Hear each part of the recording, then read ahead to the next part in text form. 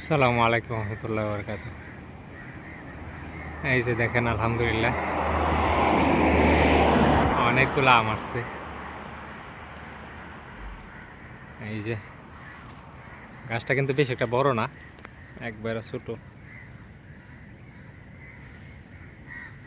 এখানে বাইন্দা দিছে, পানি জমে গেছে নিচে। একটা ইন্টারেস্টিং জিনিস দেখাই, ভালো করে দেখাই আরো। আম দেখছেন, মানে গাছটা কিন্তু ছোট, বেশ একটা বড় না। আমগুলা দেখেন, অনেকগুলো আম কিন্তু, অথচ নিচ থেকে পারা যায়। ইচ্ছা করলে নিচ থেকে হাত দিয়ে পারতে পারি। পাশে আরেকটা আম গাছ দেখাই।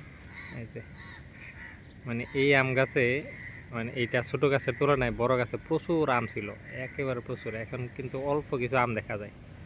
মনে হয় না ওই আপনার ওই আমের আটিটা ভিতরে আছে বা হয়েছে, হয়তো এখনো ওই আটি হয় নাই, বা বড়া যেটা বলে এটা হয় নাই। কিন্তু ওই আমাদের বাঙ্গু, মানে আমি যে জাত, এই জাতের বাইরা এখানে বেশি, যার ফলে কিচ্ছু নাই, মানে খাইয়া সব শেষ। অল্প কিছু আছে, আর সপ্তাহানেকের মধ্যে সব শেষ হয়ে যাবে ইনশাল্লাহ।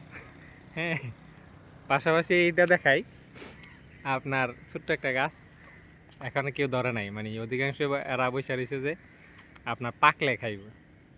তো পাকার অপেক্ষায় আছে।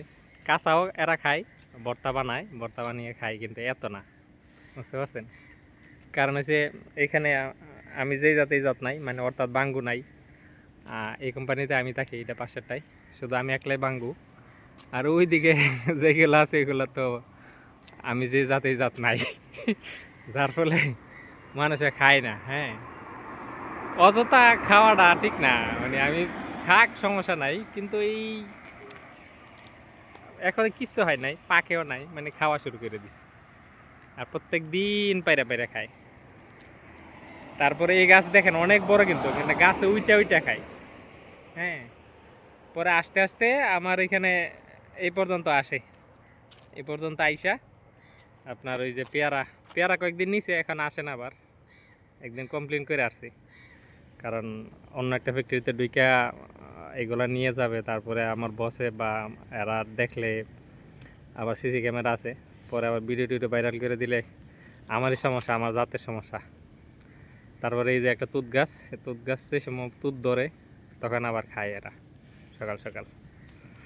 ঠিক আছে, এই যে কুকুর,